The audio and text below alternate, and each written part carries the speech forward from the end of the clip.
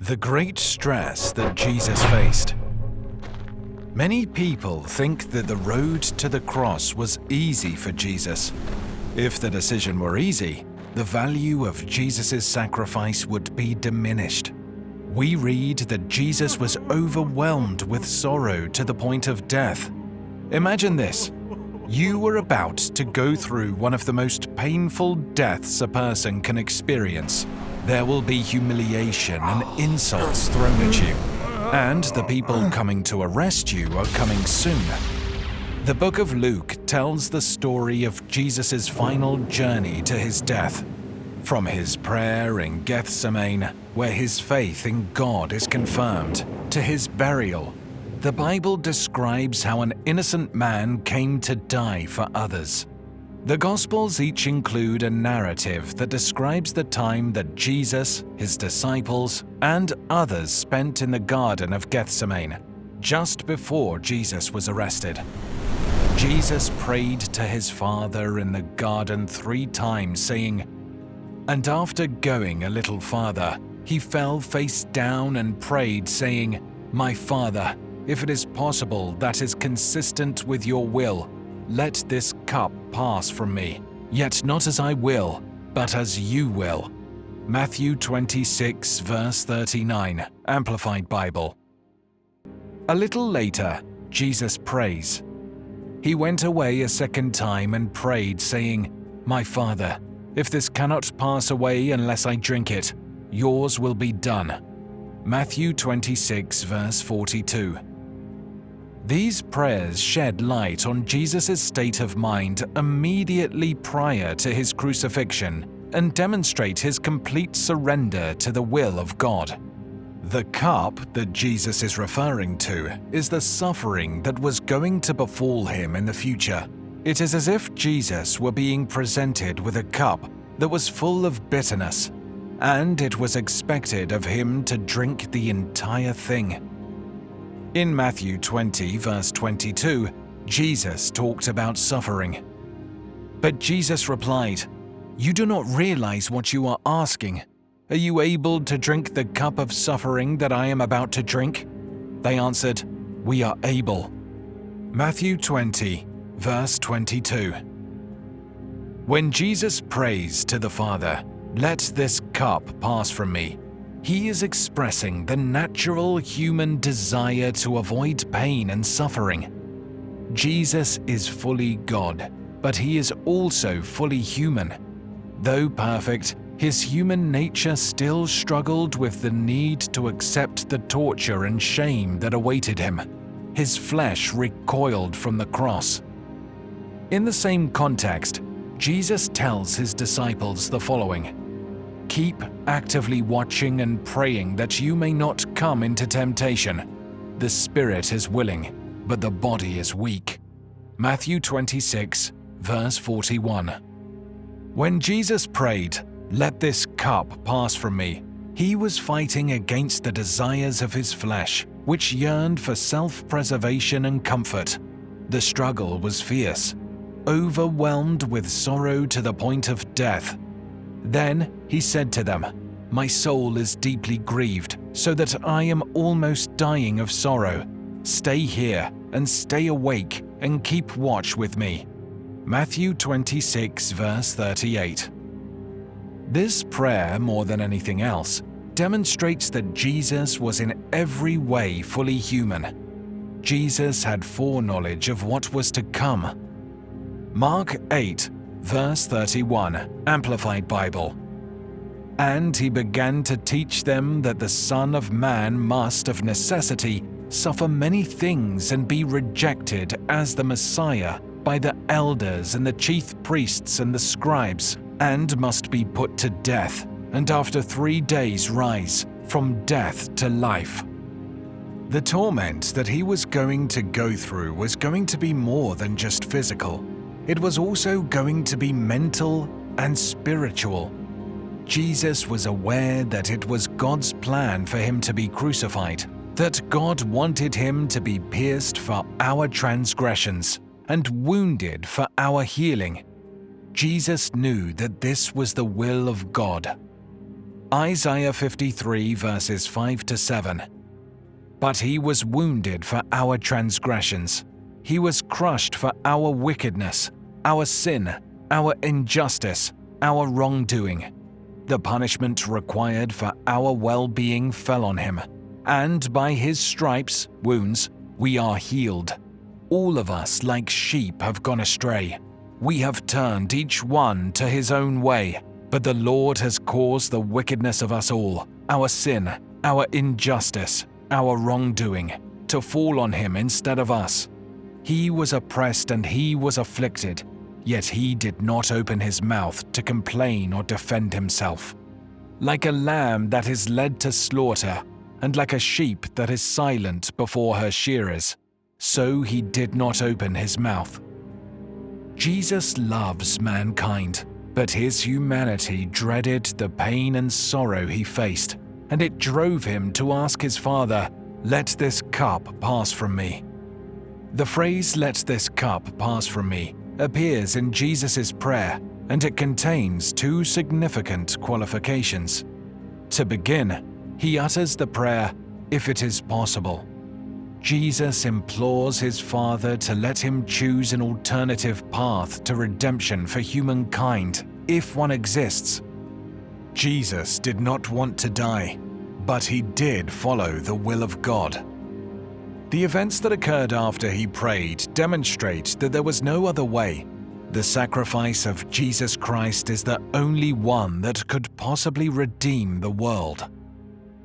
John 1 verse 29.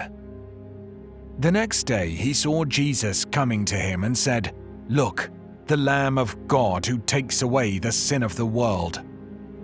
Revelation 5 verse 9.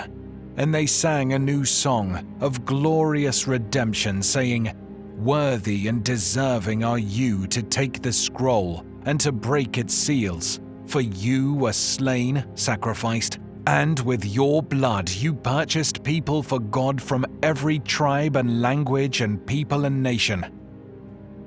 Second, Jesus prays, "Yet not as I will, but as you will." Jesus was committed to the will of God, body, mind, and soul. The prayer of the righteous is always dependent on the will of God. Matthew 6, verse 10, Amplified Bible. "Your kingdom come, your will be done, on earth as it is in heaven." In the Garden of Gethsemane, Jesus conquered the flesh and kept it in subjection to the Spirit. He accomplished this by submitting himself wholeheartedly and fervently to the will of God. When we go through difficult times, it is comforting to know that Jesus understands what it's like to want God's will and yet to not want it, to desire righteousness and obedience, even when the flesh is screaming out against it. This conflict is not sinful. It is a normal part of being human. Our Redeemer fully embodied human nature in every respect. Hebrews 2 verse 17. Therefore it was essential that he had to be made like his brothers, mankind, in every respect, so that he might, by experience, become a merciful and faithful high priest in things related to God, to make atonement, propitiation, for the people's sins, thereby wiping away the sin, satisfying divine justice, and providing a way of reconciliation between God and mankind. He had come to seek and to save the lost, and he was successful in completing his mission, despite the fact that it required him to drink from the cup of suffering until the very end. His openness in prayer demonstrates the depth and quality of his relationship with the Father. It was very tough. The disciples underestimate the gravity of the situation, and they fall asleep. Luke 22 verses 43 to 45. Now an angel appeared to him from heaven, strengthening him, and being in agony, deeply distressed and anguished almost to the point of death, he prayed more intently, and his sweat became like drops of blood falling down on the ground. When he rose from prayer, He came to the disciples and found them sleeping from sorrow, and he said to them, "Why are you sleeping? Get up and pray that you may not fall into temptation." An angel appears to comfort him. The significance of the angelic appearance is that it demonstrates heaven's willingness to stand by Jesus as he faces his calling. As he faces rejection and death, Jesus lays his burdens before God. This is a very human portrait of Jesus as he faces his death with a range of emotions. Luke's portrait of Jesus does not conceal his divinity. He portrays Jesus as someone who can relate to our flaws and traumas. Hebrews 4, verse 15, Amplified Bible.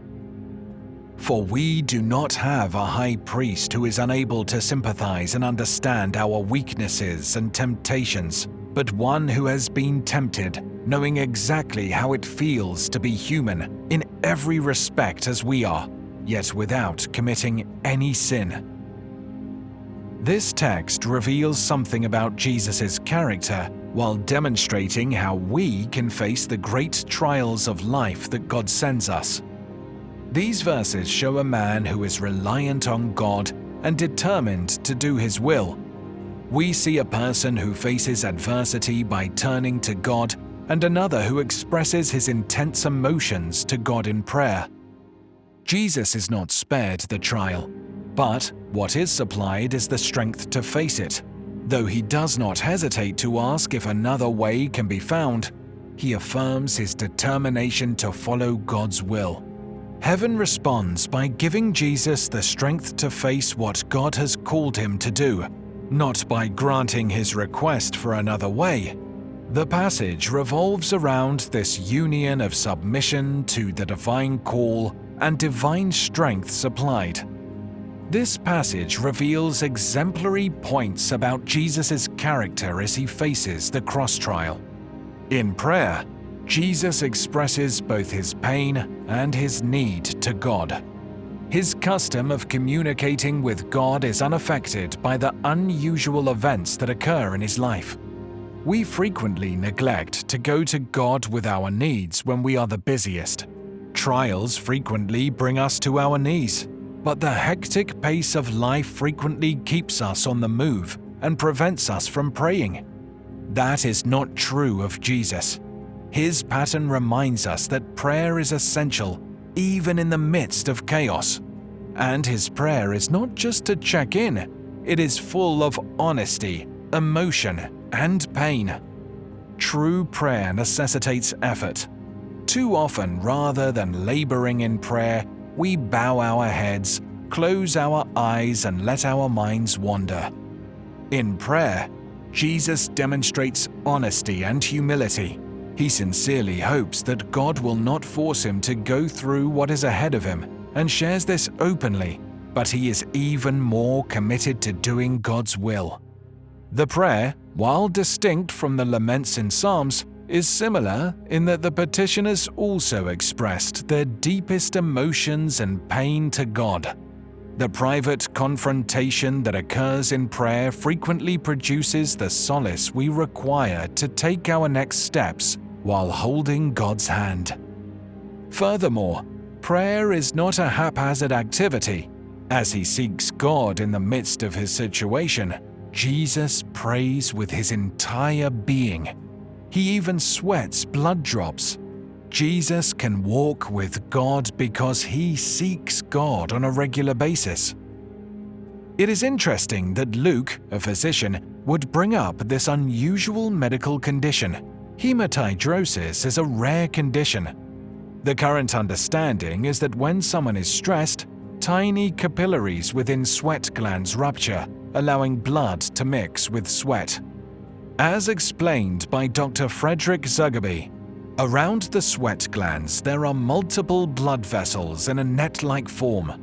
Under the pressure of great stress, the vessels constrict.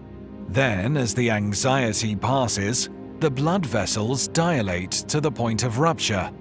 The blood goes into the sweat glands.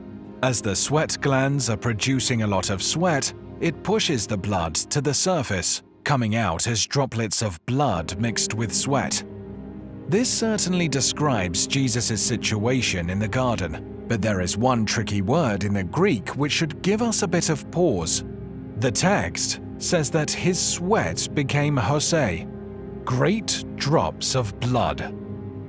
Jesus in Gethsemane and his agony is the main point of the narrative. When Jesus arrives in the garden, he tells his disciples that he is deeply troubled and distressed. He is overcome with grief to the point of death. Luke captures this by referring to sweat as if it were drops of blood. Why is he overcome right now? His pain was not simple but rather complex. We can only begin to comprehend his agony by remembering that he had to bear the penalty that sin deserved for millions upon millions of people. In the garden, Jesus' humanity is fully revealed. We see Jesus in his, dare I say, most vulnerable moment. He remains sinless, yet he is now experiencing the fullness of what it truly means to be human. It is here that he will experience our grief. It is here that he will experience stronger temptation than any of us. So it is fitting to say that he was tempted in every way. And it is the view into the cup that causes Christ to pray, "If it is possible, take this cup from me." He appeals. Silence. He appeals a second time. Silence. He appeals a third time. Silence. This silence lets us know that this was God's will. Jesus is mocked on the cross with taunts. His death, as unjust as it is, appears to be a defeat on the surface.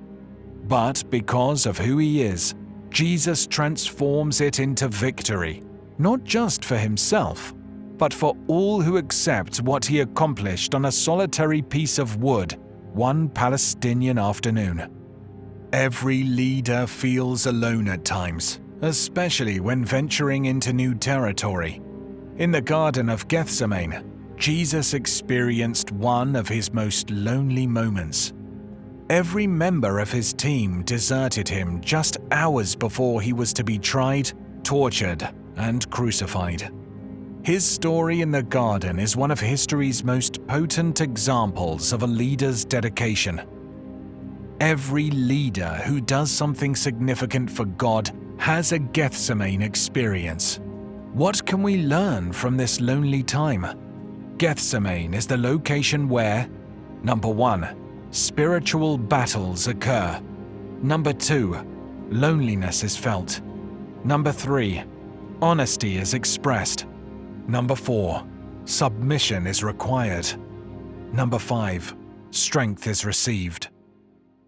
Why is this verse important for us to understand? We need to comprehend the solitude and the grief of Gethsemane because it helps us to understand the accomplishment of Gethsemane. Some have seen a relation between bloody sweat on the brow of Jesus with the curse of Adam, who would toil by the sweat of his brow. Adam failed the garden test. The forbidden fruit was a burden he could not bear. He stumbled, and humanity was born as wrathful children from that point forward. However, Christ, the greater Adam, triumphed in the garden where Adam failed. The blood of Christ combines with Adam's sweat. He took the curse upon himself. That is why we are to witness Christ's anguish in the garden, because he could not let go of the cup, and he drank it all the way to the bottom. It means that there will be no more wrath directed at those united to Christ. He drank it instead of us. If he drinks it all, there will be none left for us. Yes, this was accomplished at Golgotha, but the obedience demonstrated in Gethsemane was also instrumental in removing the curse from us. His complete compliance at this time has been transferred to our account. This also lets us know that Jesus understands how it feels to be alone. He comprehends pain, He understands pain. We express our distress to him. He comprehends. He has faced more temptation than any of us will ever face. He willingly and knowingly looked into the cup and drank it to the last drop. We can entrust our pain to him. Have you ever had doubts about God's love for you? Take a look at the Garden of Gethsemane. You can see the Son of God sweating profusely, like drops of blood, or perhaps sweat mixed with blood. And you can see his determination to not only obey the Father, but to obey the Father in redeeming humanity. He drank from the cup in your honor. Look no further than the Father's silence. There was no other way to redeem humanity because his wrath would be poured out on his Son. Allow the logic of Romans 8 verse 32 to motivate you. He who did not spare his own Son, but gave him up for us all, how will he not also, along with him, graciously give us all things? If God had not been committed to your redemption, he would have let that cup pass from Jesus in the garden and transferred it to us instead. He would have let humanity be swallowed up by his wrath while preserving his Son. He, however, did not. Not only because he loves us, but also because this is who God is. It is in his nature to be self-giving, to give of himself so that others may live. You can have faith in this. Who can be against you if God is on your side?